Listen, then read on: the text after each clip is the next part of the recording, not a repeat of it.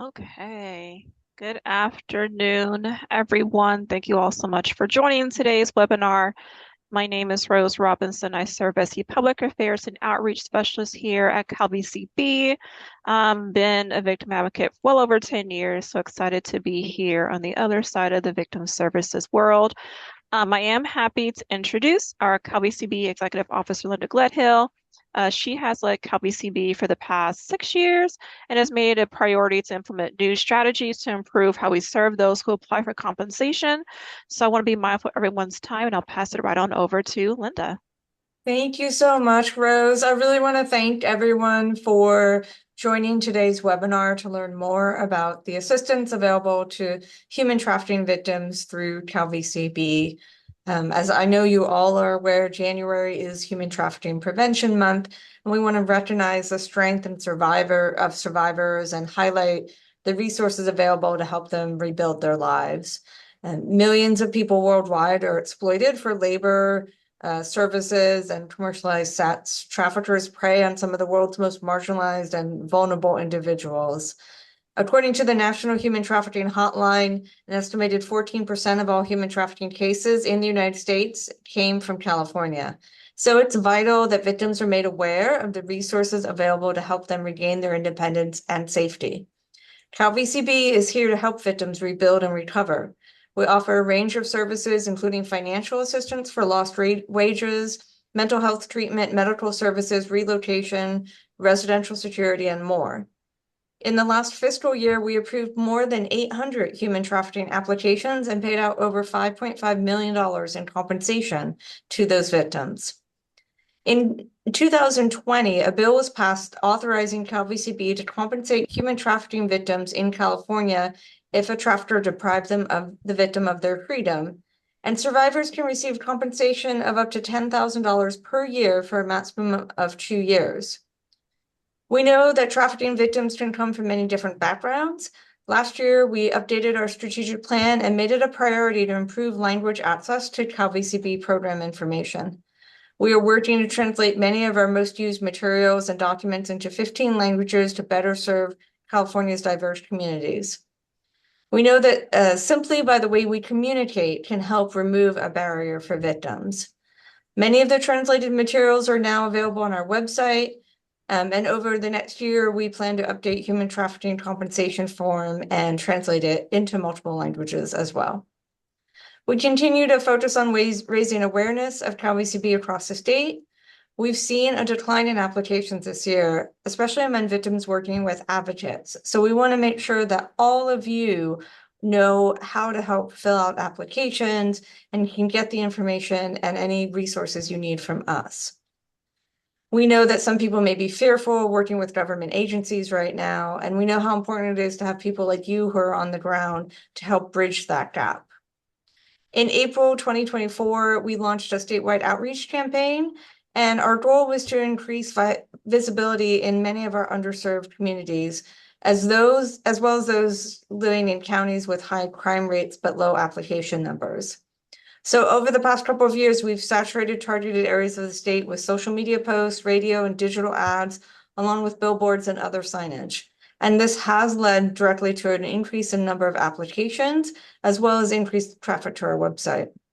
We've also launched an ethnic media advertising campaign that reached African American individuals and those who speak Mandarin, Cantonese, Vietnamese across 14 different counties across California.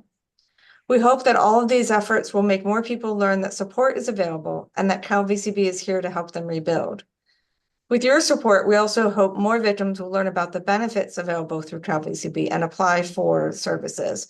It's still clear that there are many more victims than applications.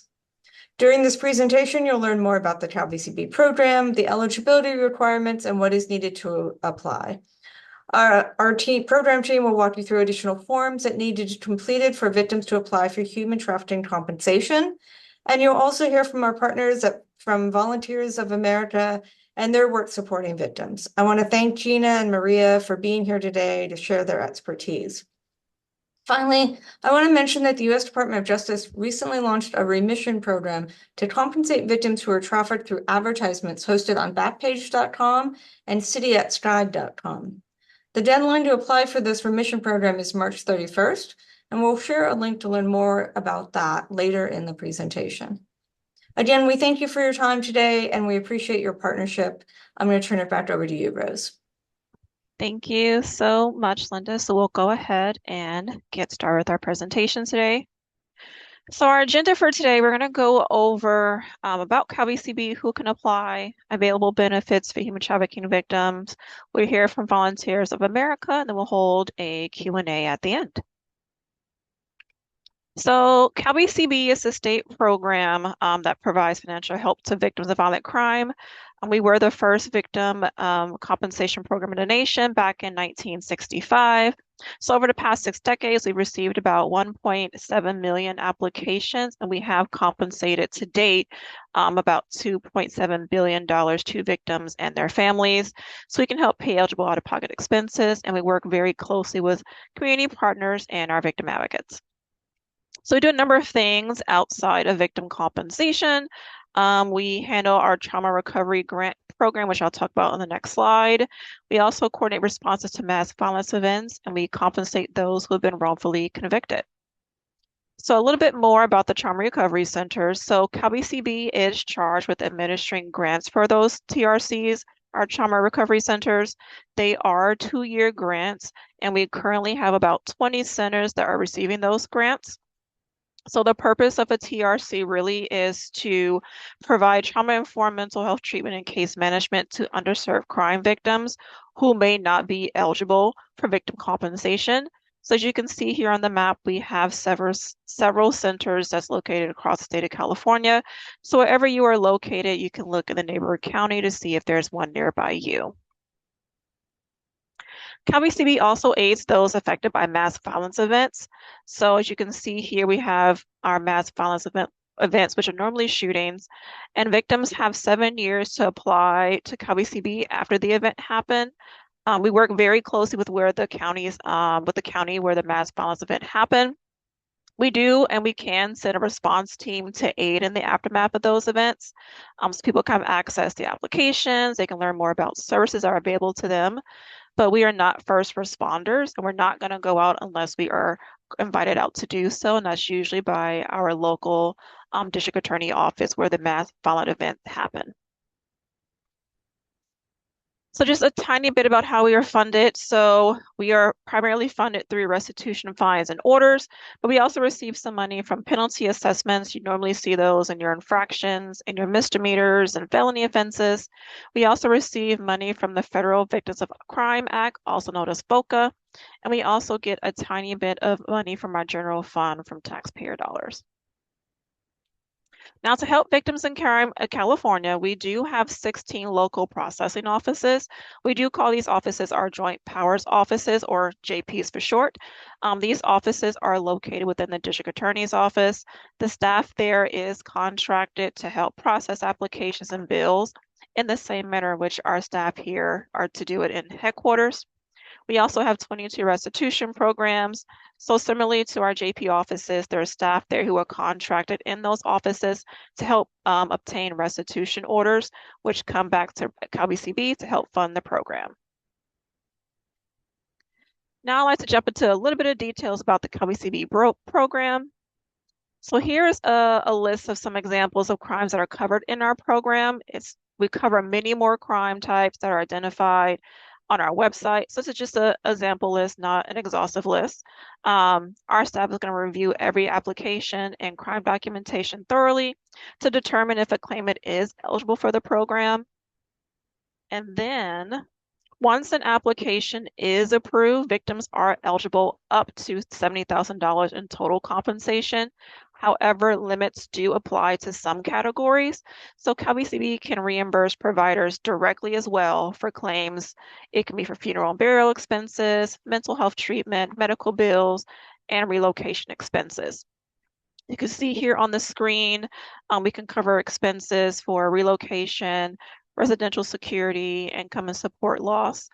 The QR code that you see on your screen will take you to our benefit reference guide that's on our website for additional details. It's a really good guide that breaks down all of these expenses, who qualifies, examples of documentation that's needed, and the max benefit for each category. Now, in order to qualify for benefits, CalVCB must determine if a qualifying crime did occur. So in order to have a qualifying crime, a victim must have sustained a physical injury, emotional injury due to the threat of physical injury. That's going to be mostly for sexual assault crimes. Threat of physical injury can look like the victim was directly threatened with the weapon. They were within sight of someone who was brandishing a weapon and they felt threatened for their lives. And also death if a victim dies as a result of a qualifying crime. Now, there are two types of claimants who are eligible for CalVCB. The first is going to be a direct victim, and a direct victim is simply a person who sustains the injury, the threat of physical injury, or death because of a qualifying crime. Now, a derivative victim is going to be in relation to the direct victim. So it can be an immediate family member. So think spouse, parent, sibling, a child, grandmother, grandfather, grandchildren, another family member who might have witnessed the crime, aunt, uncle, niece, or nephew, someone living in the household of the victim at the time of the crime, so like a roommate or something like that. So those will be considered derivative victims. Now, CalVCB can also assist victims of qualifying crimes if it occurred within the state of California. So, regardless if they're a California resident or not, we can help those who've been victimized in other states as well. So, if you're a victim of a crime in California or you are active duty station in military in California, you can qualify for our program. If you're a victim of a crime in another state or country, you can qualify. However, CalVCB does require that if a victim of a crime was a California resident, they were victimized in another state, they have to utilize that state's compensation program first before we step in. If you are a non-California resident who becomes a victim in California, you are not required to file for compensation within your state of residency prior to filing with CalVCB. Now, like I mentioned before, victims have 7 years to apply for CalVCB after the incident occurred or discovery, injury, or death. And minors who are under the age of 21 when the crime occurred, they do have until their 28th birthday to apply for CalVCB.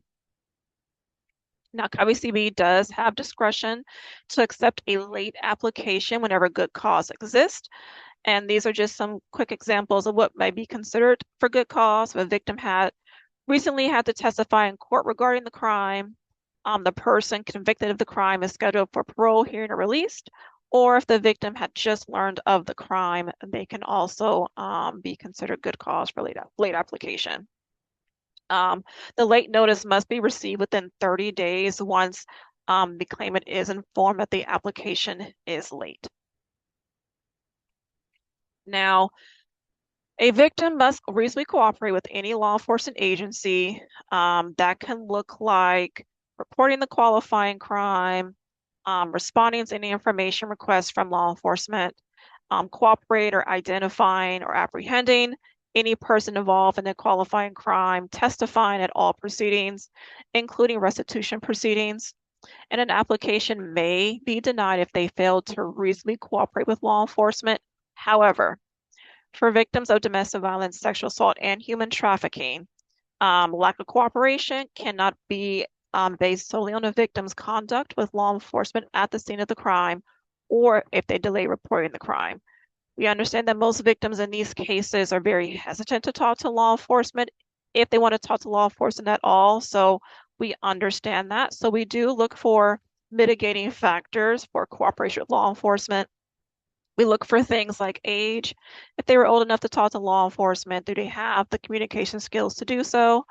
We look at their physical condition. Maybe they are hard of hearing or deaf, if they have autism or Down syndrome, something like that. We also look for if the person has any psychological or emotional condition. Do they have a severe mental health condition that may impair their judgment? We also look for any compelling and health and safety concerns. So any fear of retaliation. Most domestic violence victims fear talking to law enforcement for what would happen if they do. Then we also look if there's any cultural or linguistic barriers. For example, a victim may not speak English and requires the help of a translator, and that could probably hinder their cooperation with law enforcement as well. So victims are not eligible if it's determined that they are involved in the qualifying crime. So that can look like if the victim started the qualifying crime, if they provoked the suspect into starting the qualifying crime, if the crime is being committed by the victim, that could be charged as a felony. These are just some of examples, but just like cooperation with law enforcement, we also look for mitigating factors for involvement. We look to see if a third party was interfered, right? If a Good Samaritan stepped in. We'll look to see if the victim had suffered an injury that was way more serious than could reasonably be expected. We also look at age, physical, psychological, and emotional conditions. And we also look for any compelling health or personal safety concerns. Now, CalVCB is the payer of last resort.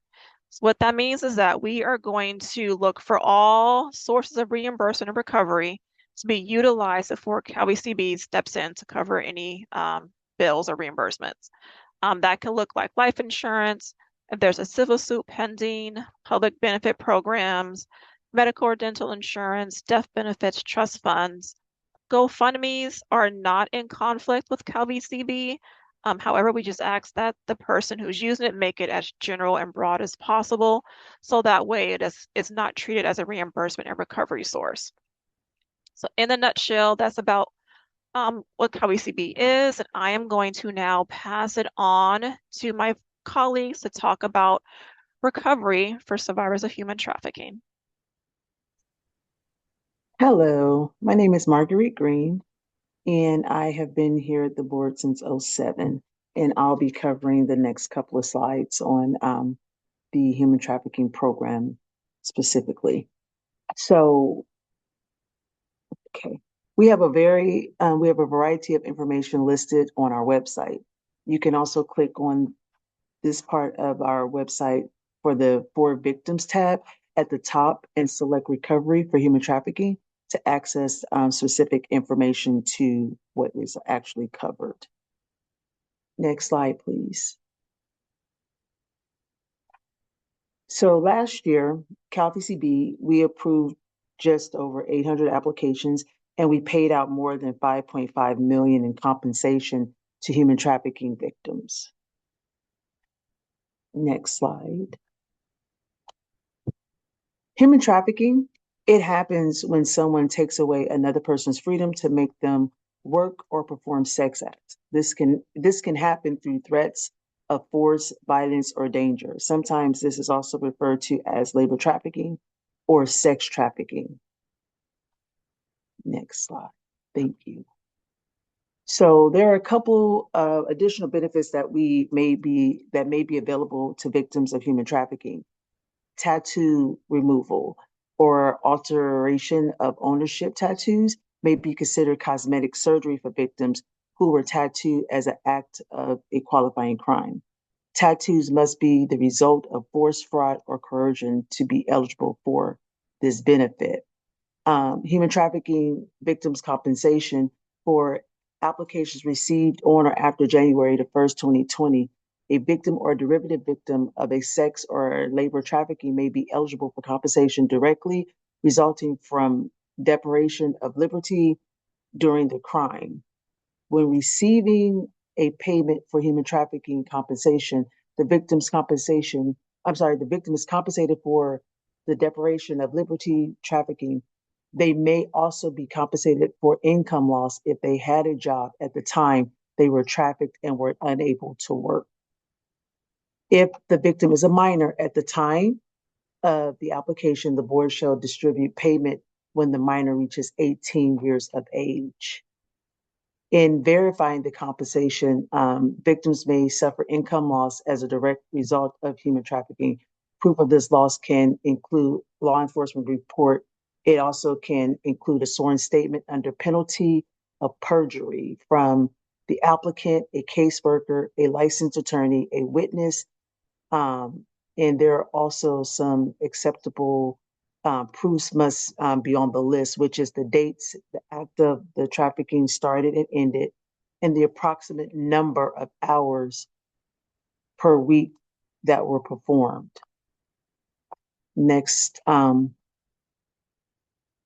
next slide.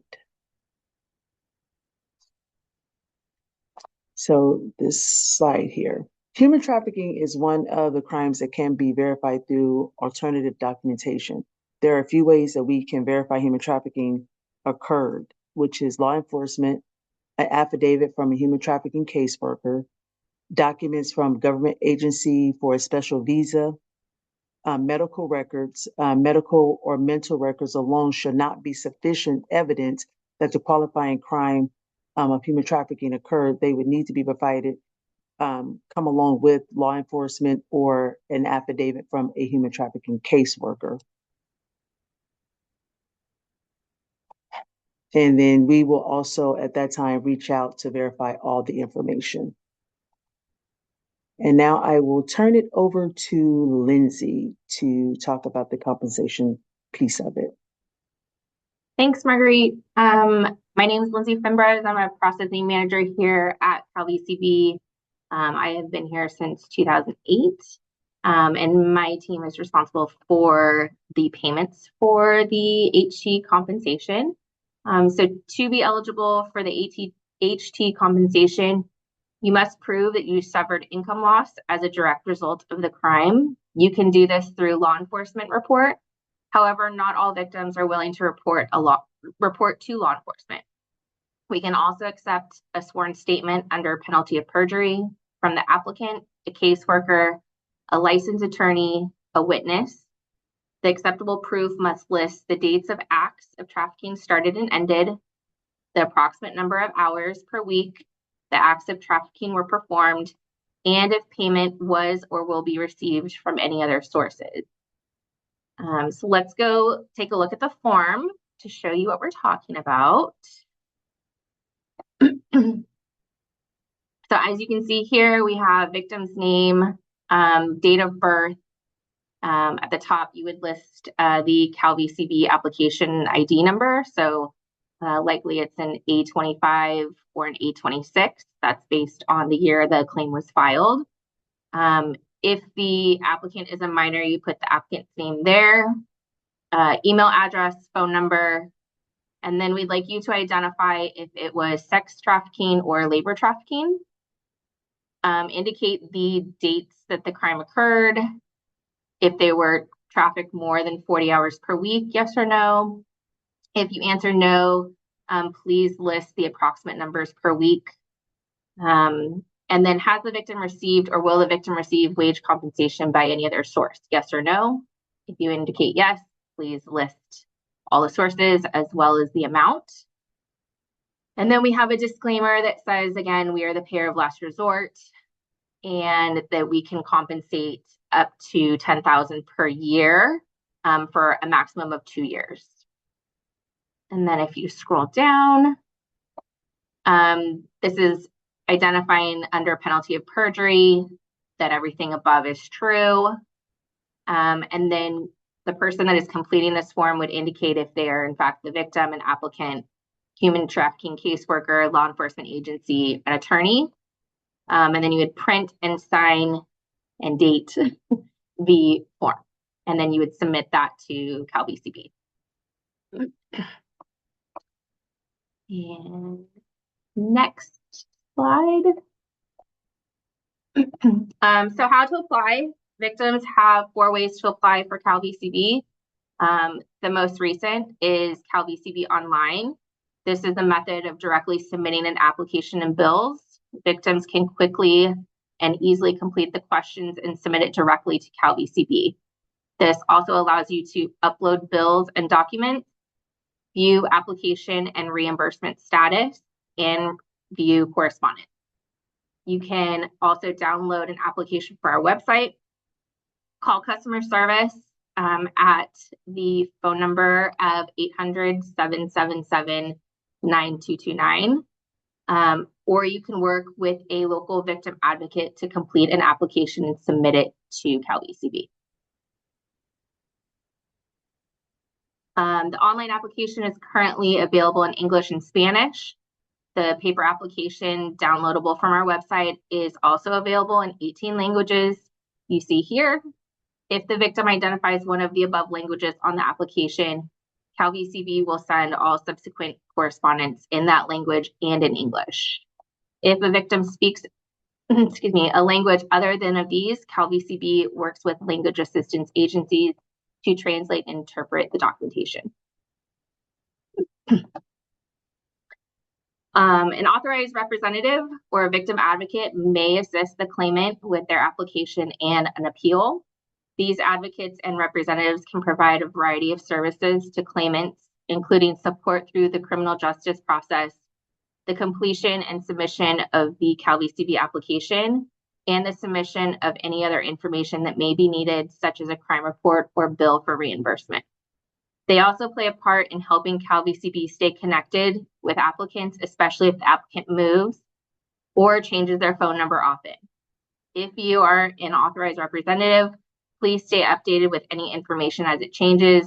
We don't want to see their application denied or delayed because we cannot contact them. Please note that any person may act as a representative except a licensed medical or mental health provider who has provided treatment to the applicant, or CalVCB grant recipients such as TRCs, as Rose talked about previously. So for the online application, we do encourage you to file that way. There are benefits when you file online, such as instant access to an application number once it's filed. Again, you can view the status of the application, quicker processing times, and you can upload bills and documents directly. Also, we recently updated our online advocate portal. This system is linked with CalVCB Online and now provides advocates with tools and real-time access to statuses, updates, empowering better support for victims while ensuring privacy. Community-based organizations, for us, it's a CBO, who also help victims complete applications, can now request access to the advocate portal. And then this is the screen for the advocate portal. Advocates using this portal can get real-time updates to access application status, documents submitted, the status of bills and payments, benefit limit balance, and correspondence from CalVCB if the victim allows permission. The portal includes information for applications submitted on or after January 2013 by paper, fax, or online. The portal can provide an extra layer of security. We prefer that you use the online advocate portal when uploading documents such as the affidavit. This helps us know it is valid and from your organization. If you help victims complete applications, please reach out to us if you'd like to receive access to this portal. You can also learn more on our For Advocates webpage. The QR code will give you direct access to this page with more information. As far as appeals, if CalVCB denies an application, claimants are provided an opportunity to appeal the decision. Claimants have 45 days from the denial notification to appeal. The appeals and will review the appeal, including any additional information that was submitted to determine if it can be overturned. Claimants will receive written notification when the determination has been completed. The documentation needed for this would be the appeal form or letter with a request for an appeal. Frequently asked questions. We continue to remain committed to expanding access to all victims and increasing our reach. We identified an opportunity for growth to provide additional language options and convert hard to understand documents to plain language. To support the CalVCB strategic plan goal of promoting access and equity, our team identified publications, documents, and forms that could be offered in languages other than English and Spanish. So the additional languages are listed here above. We also have a dedicated webpage for victims translated into Spanish, including who is eligible, what is covered, and how to get compensated. CalVCB continues to offer a translation feature on the website. However, these dedicated pages have direct links, which make it easy to share directly with victims and our partners to support stakeholder engagement. And back to you, Rose. Thank you so much. So I want to quickly talk about some partnerships that we have. So we are very lucky to work with many partners across the state of California. We collaborate with numerous state and local partners to ensure that there is no wrong door when accessing information and support if you are a victim of a violent crime. So many state agencies and departments provide assistance to victims, anywhere from information and referrals all the way down to direct service. So our executive officer, Linda Gledhill, she started the Victim Services Coordination Council in 2022 with the aim of better organizing and coordinating state efforts, making it really easy for victims to find the help that they need. So again, it consists of more than a dozen departments. It really helps to leverage resources to ensure greater accessibility to services and resources for crime victims and their families. It's a centralized kind of spot for information about victim services and financial assistance, and it really reduces barriers to allow more crime victims access to services. We also wanted to note that the U.S. Department of Justice recently launched a remission program to compensate victims of sex trafficking who are advertised on Backpage.com. They are eligible to apply for remission for monetary losses caused by sex trafficking. For more information about that, including eligibility requirements, how to obtain a petition, any frequently asked questions, you can visit the Backpage Remission website or see that QR code right there. It's just a one-pager about the program, and it's also available for download and share with victims that you can support as well. And then finally, I'll leave you with a little bit of resources from CalVCB to help you better connect with our program. We are here really to support you all and all the great work that you do. So we want to make sure you have everything that you need. So on the QR codes you see here on the screen, a presentation request form. If your agency would like to have a more personalized presentation from CalVCB, please go ahead and scan that QR code and we'll send it right over to us.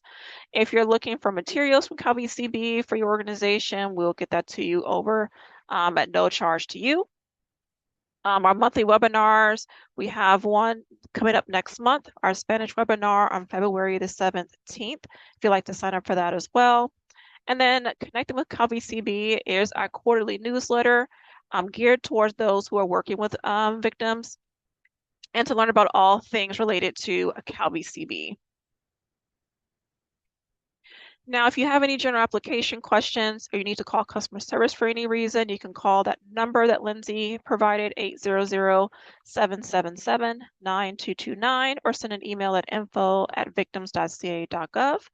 Or if you need any outreach presentations or any publications, you can contact our public affairs at publicaffairs@victims.ca.gov. And now I am going to introduce our guest for today, Volunteers of America, who is going to talk about their Human Trafficking Assistance Program. And I will turn it over to Volunteers of America. Hello, everyone. I'm Gina, and also Maria is going to also be presenting with me. We have two different types of programs. Go ahead and next slide. Oh, okay, 1 second. It's kind of slow today. And there we go. I run a shelter program, and it is for human trafficking victims. And this is some of the risks and losses that when they come into our shelter, that they've either gone through or had happen. So this is just some of the things, the obstacles that we face upon their entrance, and building rapport and having them trust us so that we can provide them services. A few unwanted pregnancies, higher maternal mortality risk. We do have other programs with Women's Care Cottage that do offer human trafficking victims who are pregnant services as well. So we kind of, we call them sister sites. We all work together to provide services for them, regardless of what they need. Next slide.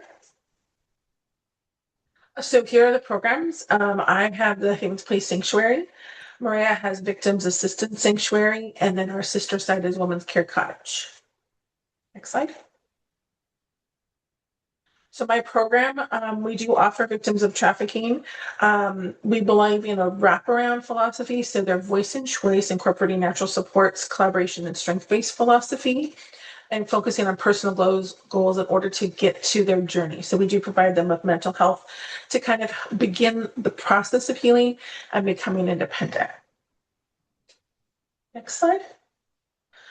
3 of our programs, we do have a 24-hour hotline where they can access linkage to housing, immediate removal. We have done that to get a safe place, referrals to hotels and vouchers, and also immediate services. And we will do a immediate intake in order if our area particularly is safe enough for them to come, because we are near the blades. So if that's kind of their danger area, we will find some other place for them to go, but we do that immediately.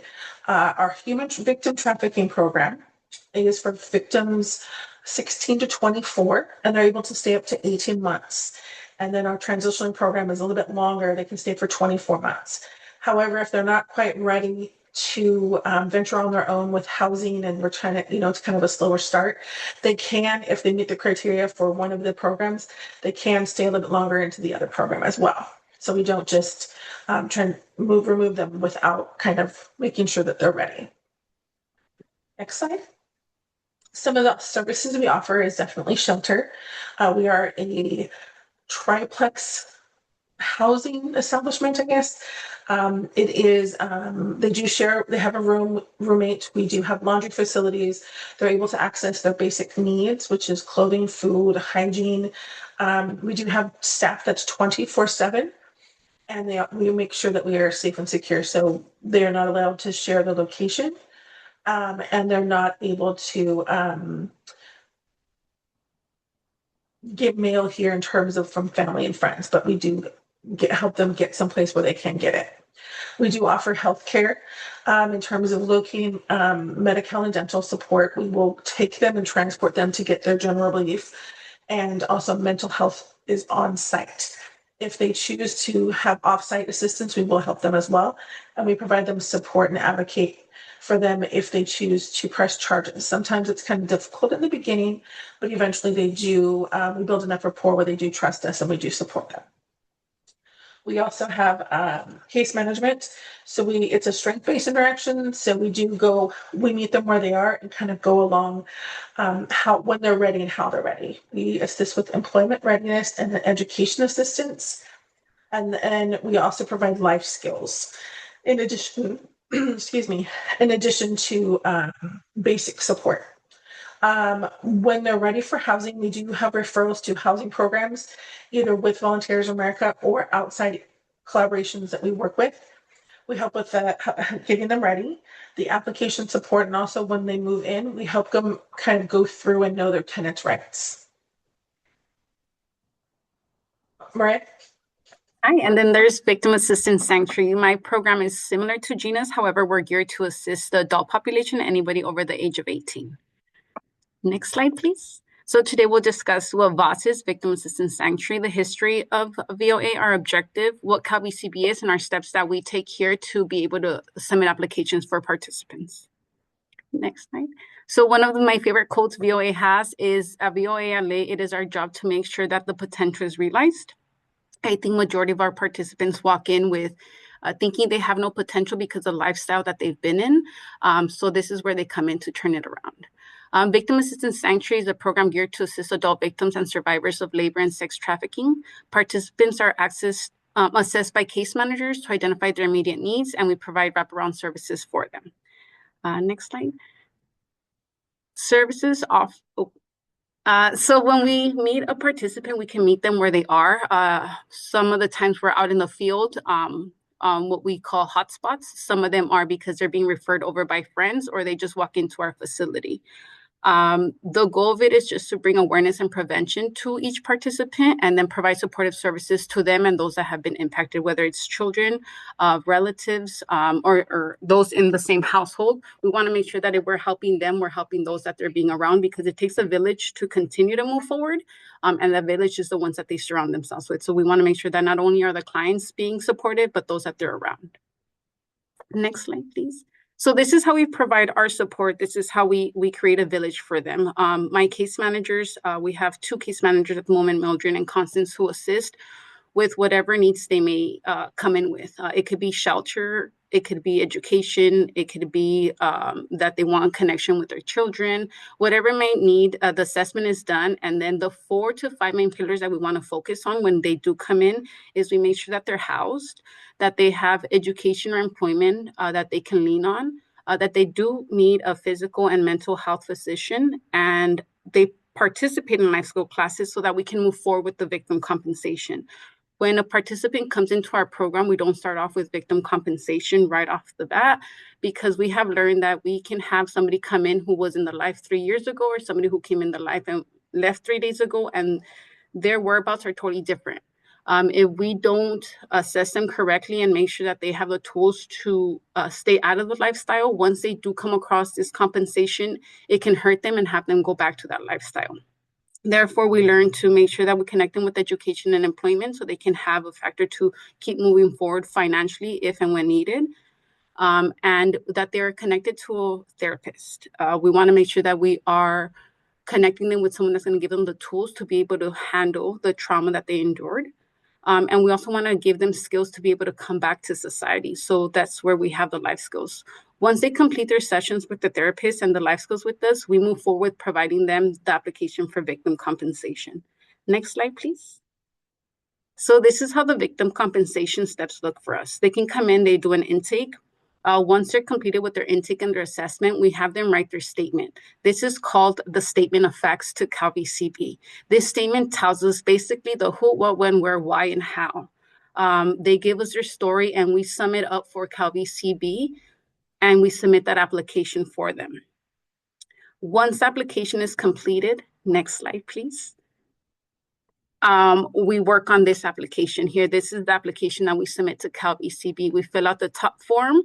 And then we have the clients go over the sections that they're reading, and then we have the client sign. Next slide, please. This is a human trafficking affidavit form. This is probably the most common, most asked for document within our program. Because individuals can't apply for CalVCB on their own, they can start that process. However, CalVCB will send them back to us so that they can meet a caseworker, so that the caseworker can fill out this affidavit for them. Basically, this affidavit is stating that they're working with someone who can help them for the trauma that they endured or for being a victim of the crime, which is a sex trafficking or labor trafficking. We do not provide a participant with this affidavit until they've completed therapy and life skills. The reason why we do that is that so that we as case managers are able to state that we did offer case management, that they succeeded with the casework that we gave them, and now they're ready to move forward with society as well. Next page, please. This is the same page that was discussed earlier, the human trafficking wage compensation. This is another form that we submit in with the information of the client and then the case manager that they're working with as well. Next slide, please.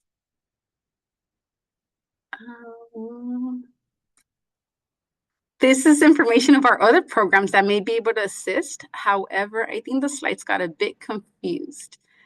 The next slide should be basically a summary of all applicants. We can leave it with that one.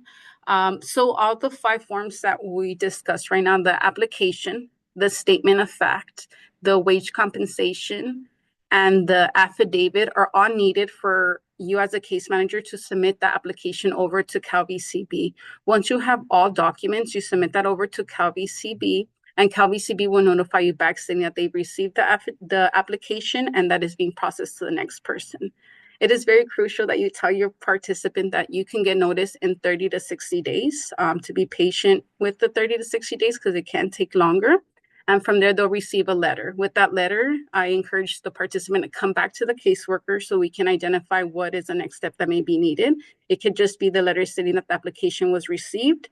The next letter can be that the application was approved or denied based on the statement of fact that you submitted.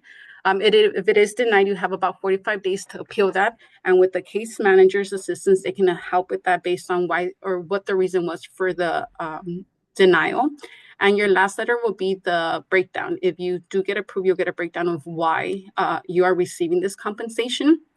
And then you can also come back to our case managers and discuss what you can do with those finances. One of our life skills is financial literacy. So you're more than welcome to come back and say, hey, I have $2,000. This is what I want to do. Can you help me learn how to budget this? And we can assist with that. CalVCB is a very, very needed program. We do serve 400 clients. And I believe last year we were in the 300s of applications that we submitted. So it's really needed. It's a lengthy process that I do want to make sure that we're clear and open with our clients, because they do come in and expect the compensation to come in the 90 days. It doesn't work that way just because there are a lot of participants. But I do encourage that you do help them apply and you are able to help them use that finance to move forward in life. These are the referrals of the places that you can contact to assist those who are being impacted by sex trafficking. Havens Place, our sanctuary site, is where Gina is. I have the Victim Assistance Sanctuary Program. But the next page, if you don't mind, please. This is a referral you can use to send them over to our facility, and we are happy to assist and provide services for those that are being impacted. Next slide, please. Any questions?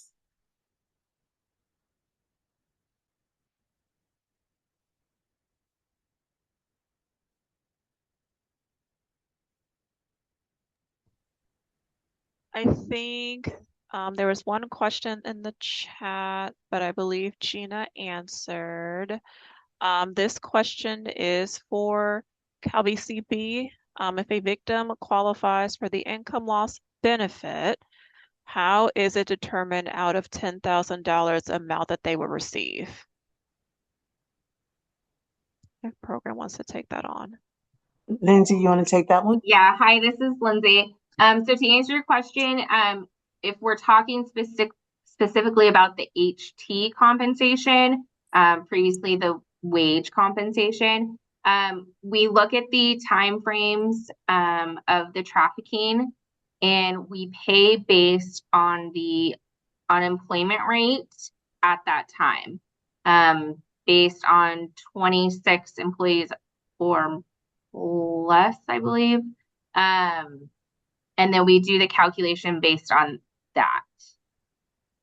So if they were trafficked from January 1st of 2025 through February 28th of 2025, we would look at that unemployment rate and then times that by however many hours they were trafficked. And then you get your number.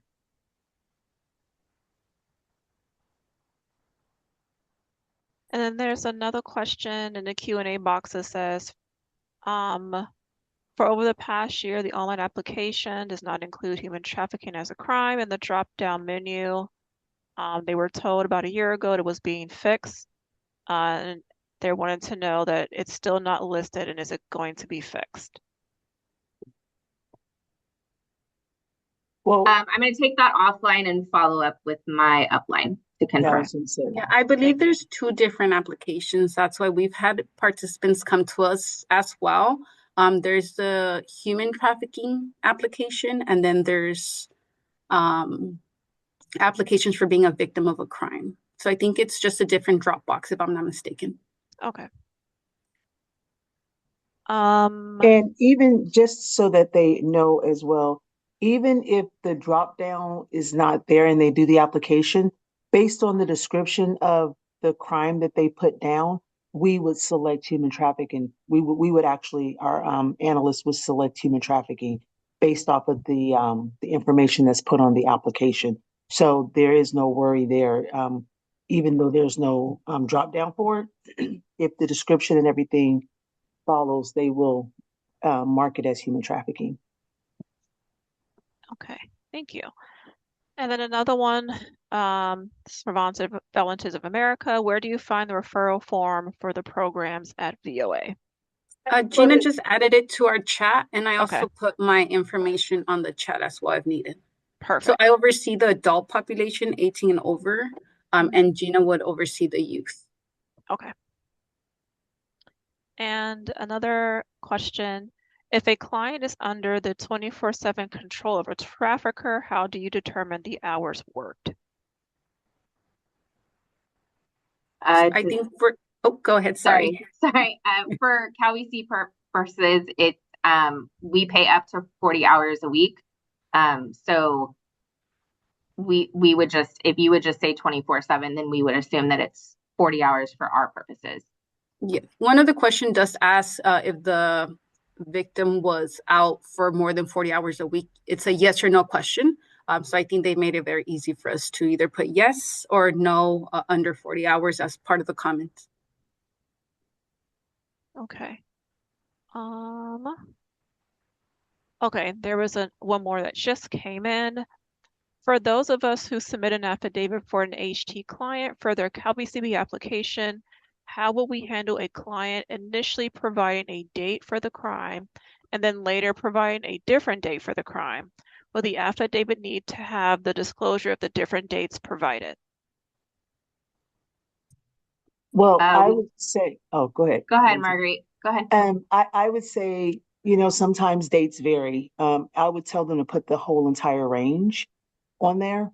So let's say they came and they said it started February of 2024, but then they came back and said, well, this happened in 23. Then I would mark from the 23 date forward, and then just do the whole date range. And then when they actually came out of it and came into the program would be like the time frame when it ended. So because that happens a lot with the dates and all of that. So we find that they just do the from until. Okay, thank you. And then another question, does the grooming period count for the trafficking period?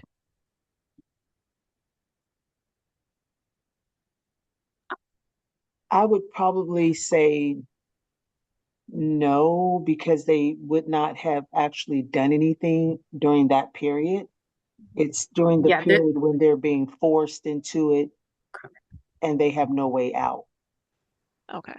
Unless there's something we don't know in that we need to be educated on with the grooming period. Mm-hmm. I agree with you, Marguerite. I think with us is the grooming stages where they're being Mr. Prince Charming. Everything is perfect, everything is nice. So there's no harm in them at the moment.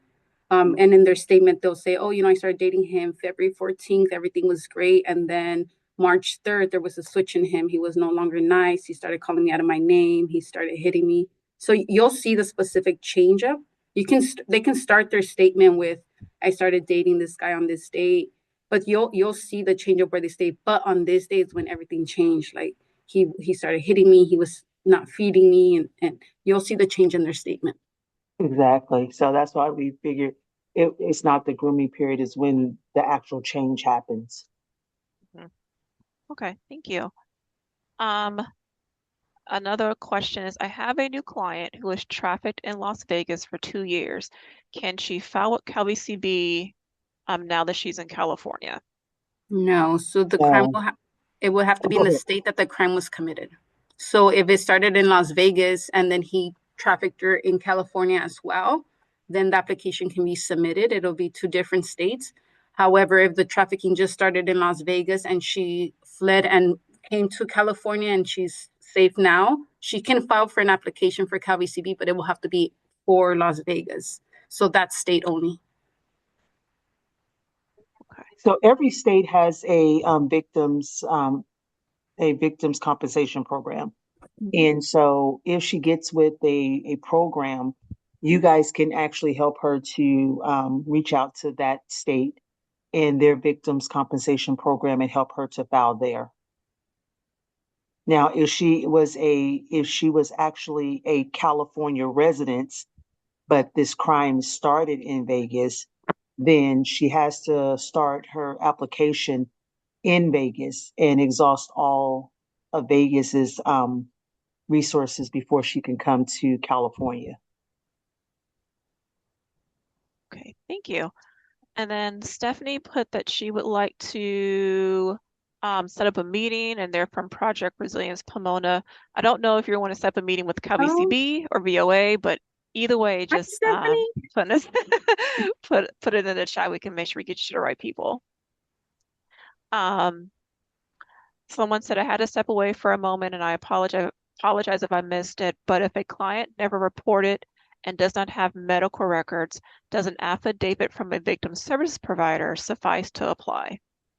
Yes, we prefer affidavits or police reports because with the medical records, you have to have still additional information with those because those don't work just by themselves. So having the affidavit from a actual human trafficking caseworker works much better than a medical record. Would it also suffice from a victim services provider, like maybe someone from a DA's office? A DA can sign on, can do an affidavit for a victim as well, because that's Okay. still what could be considered part of law enforcement. Okay. And then let me make sure there's no other question. Okay. And Rose, there was, sorry, oh, go Rose, ahead. this is Lindsay. I just want to respond to Miranda. I hope she saw it that yes, I misspoke. It's not, we don't base the rate on an unemployment rate. It is the minimum wage. I'm sorry. Got you. Okay. So just want to point that out. Thank you. There were a few questions that were submitted via Zoom registration link. I think it's 3 or 4 questions. I'll read them out loud. Does all the required information for the wage loss claim need to come from a caseworker affidavit? I would say yes, because it can come to law enforcement as well, but most times victims do not report to law enforcement, but when they get into the programs, they will talk to the advocates that are within the program. So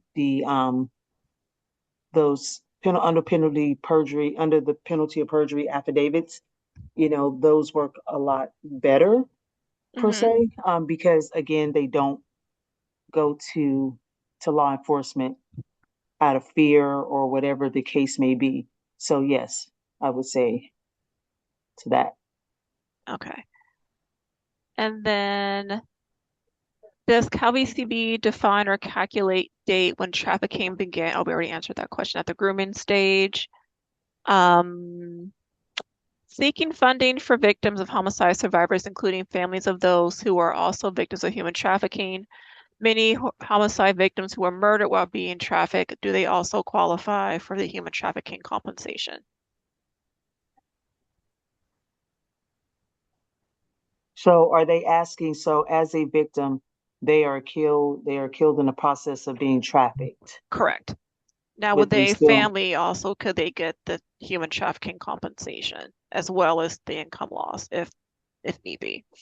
that's something we've never had asked before. So Can I'm I answer that, Margaret? I actually have go a ahead. situation. So we Go currently have a ahead. situation very similar to that. One of our participants did lose her life.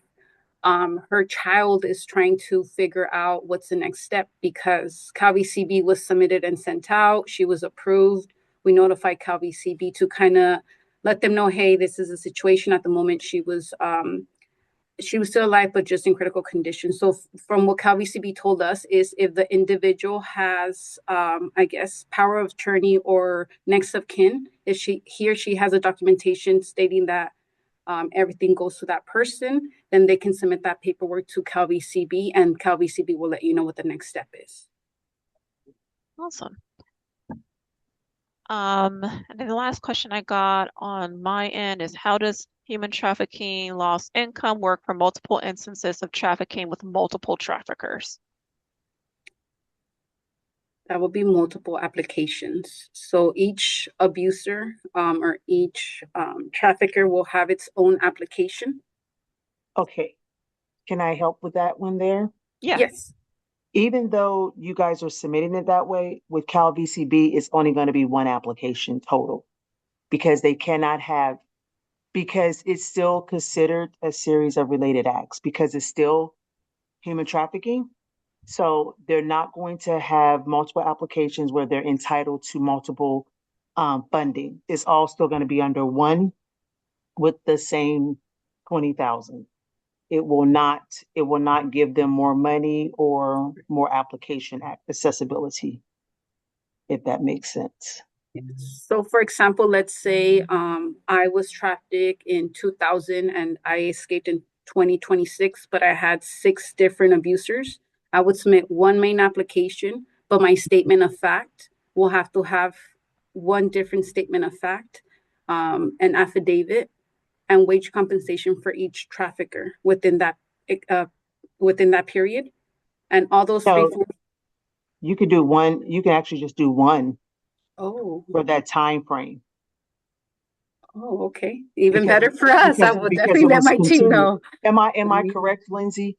Wouldn't it just be one? They would not have to submit four of the compensation, I mean, several compensation forms for each time frame? Did Lindsay get off? I think she did.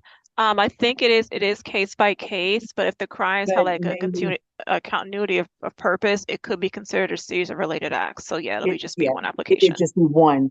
Hmm. Because when we look at them and we see that it's human trafficking and it's ongoing from this time to this time and it's all continuous, it's going to be looked at as a series of related acts because it's still human trafficking. But you're still only entitled to that 10,000. So you would I mean the prefer, 20,000 up to 20,000 for the human trafficking compensation part of it. so you would prefer we just submit one application completely?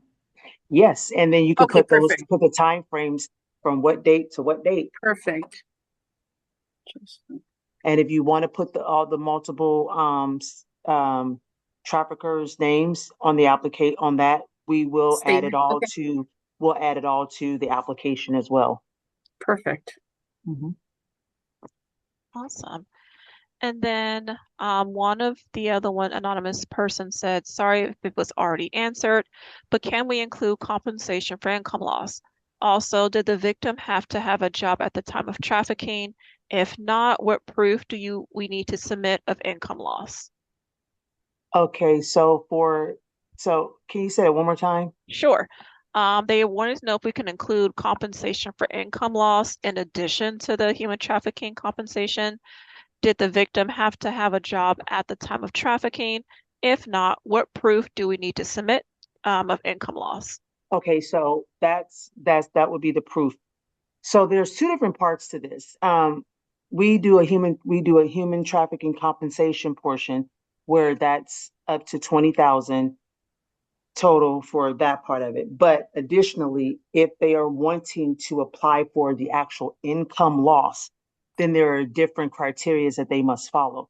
First, they had to have had a job that was taken from them because of this.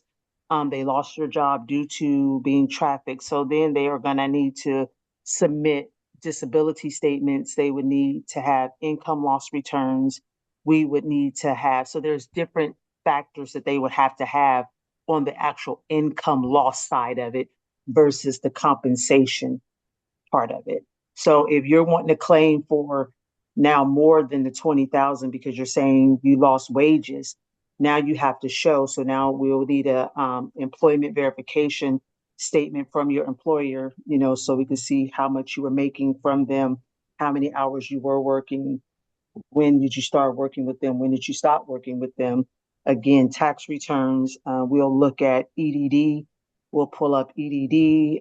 So there's different things that we will have to verify on the income loss side of it versus on the compensation part of it. All right, thank you. Now I don't see any additional Q&A questions in a Q. Oh, wait, maybe there is one. Hold on. Yes. How is HT different than DV cases where the victim has multiple partners throughout the time and he/she is assaulted by all?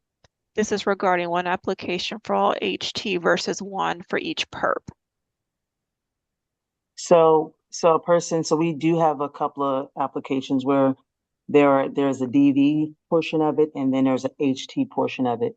So that is two different applications because there's a DV portion and then there's the human trafficking portion.